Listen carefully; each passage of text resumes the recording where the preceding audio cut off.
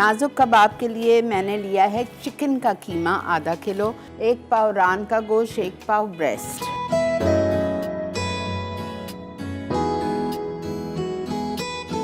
लाल button red chillies उसको भून के, गोल मिर्चें वो है 6, ब्लैक कार्डेमम 2 है भूनना है, छोटी इलायची 6 है और लौंग 4 है, सिनेमन 1 स्टिक है और दालचीनी और जायफल और जावित्र।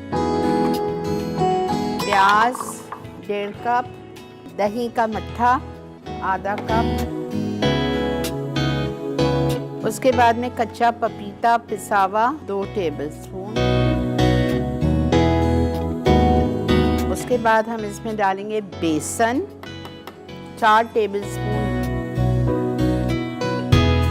ब्राउन अनियन पिसी हुई 4 टेबलस्पून, नमक 1 टीस्पून भर के और ये पूरा मसाला।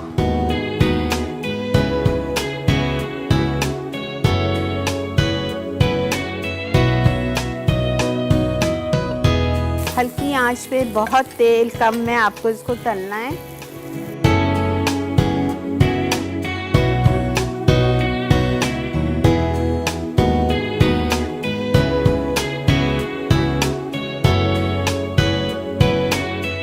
और बहुत पतले नहीं करिएगा, टूट जाएंगे।